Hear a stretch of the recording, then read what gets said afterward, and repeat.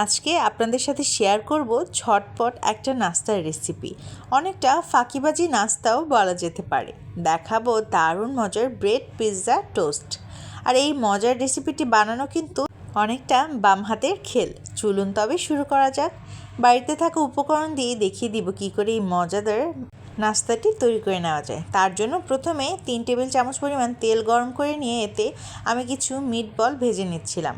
আজকে আমি কিনে রাখা মিট বলগুলি ব্যবহার করছি। এবারে দেখিয়ে দিচ্ছি কীরকম ছোট্ট সাইজ করেছিলাম। আপনারা চাইলে মাঝ বরাবর কেটেও জাস্ট একটা মিট বলকে 2টা টুকরোও করে নিতে পারেন, তবে আমি একটাকে 3টে টুকরো করে নিয়েছিলাম যাতে করে খুব সুন্দরভাবে সবগুলো ভাজা ভাজা হয়ে যায়। এবারে কিছুক্ষণ সময় ধরে মিট বলগুলোকে ভেজে নিচ্ছিলাম, আর এদিকে আমি একটি ট্রের মধ্যে বেকিং পেপার বসিয়ে দিলাম এবং এর মধ্যে আমি এখানে 4টি পাউরুটি নিয়ে নিচ্ছি। এর উপরে দিয়ে দিতে হবে কিন্তু টমেটো সস। আপনারা আপনাদের মনের মাধুরী মিশিয়ে কিন্তু যে কোনো স্ন্যাকই যদি বানান তবে দেখবেন খেতেও দারুণ লাগে। আমি কিন্তু প্রায়ই এসব ফাঁকিবাজি বুদ্ধি বের করি আর মজাদার নাস্তা আমার নিজের জন্যই বানিয়ে ফেলি। সবগুলো পাউরুটির মধ্যে টমেটোটাকে স্প্রেড করে দেওয়ার পর এবারে দিয়ে দিচ্ছি কিউব করে রাখা পেঁয়াজ কুচি। পেঁয়াজ কুচিগুলো মোটামুটিভাবেই কিউব করে নিয়েছিলাম। এবারে কিন্তু এই পর্যায়ে দিয়ে দিব কিছু ক্যাপসিকাম। আমি আজকে সবুজ ক্যাপসিকামই ব্যবহার করছি। খুবই ছোট ছোট করে আমি ক্যাপসিকামগুলোকে কেটে নিয়েছিলাম।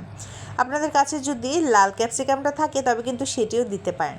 এটা কিন্তু দেখতে খুবই সুন্দর হয়। এত কালারফুল খাবার চোখ বন্ধ করে যে কেউ খেয়ে ফেলতে পারবে। ক্যাপসিকাম দেওয়া হয়ে গেলে এ পর্যায়ে দিয়ে দিচ্ছি আমার ভেজে রাখা মিট বলগুলো। আপনারা চাইলে এখানে সসেজ অথবা নাগেটসও ইউজ করতে পারেন, তবে আজকে আমি মিট বল দিয়ে এগুলোকে বানিয়ে নিচ্ছি। মিট বল দেওয়া হয়ে গেলে এই পর্যায়ে দিয়ে দিচ্ছি কিছুটা চিলি ফ্লেক্স। এবারে দিয়ে দিচ্ছি 8 গ্রামের পনির। মূলত আমি আমার বাসায় যে পনিরটা ছিল সেটিকেই ব্যবহার করছি। আপনারা চাইলে মোজারেলা চিজও ব্যবহার করতে পারেন, তবে এই 8 গ্রামের পনিরটাও কিন্তু খেতে ভীষণ ভালো হয়। তবে এই পনিরের একটা বিষয় হচ্ছে এগুলোকে খুব বেশি টানা যায় না, বা টানলেও দেখা যায় মোজারেলা চিজের মতো তেমন হয় না। আমি দিয়ে দিচ্ছি কয়েকটি সাদা তিল। এবারে দিয়ে দিচ্ছি কিছুটা অরিগানোটাকেও খুব সুন্দরভাবে ছিটিয়ে দিতে হবে। আপনারা চেষ্টা করবেন সাদা তিলটা যদি ঘরে থাকে তবে ইউজ করার জন্য, তবে এটি সম্পূর্ণ অপশনাল। এবারে কিন্তু আমি এটাকে 180 ডিগ্রি সেলসিয়াসের 10 মিনিটের জন্য প্রিহিট করে রাখা ওভেনে জাস্ট 10 থেকে 12 মিনিট বেক করে নিলাম, আর তৈরি হয়ে গেল আজকের মজাদার একটি স্ন্যাক। বলুন দেখি কেমন হয়েছে রেসিপিটি। যদি ভালো লাগে কমেন্ট বক্সে কিন্তু জানাতে একেবারেই ভুলবেন না। আর এইভাবে একবার হলেও অবশ্যই খাবেন। আর যদি আপনারা সাদা তিলটা ব্যবহার করেন তবে কিন্তু এর একটা মজাদার ফ্লেভার পাবেন। ধন্যবাদ।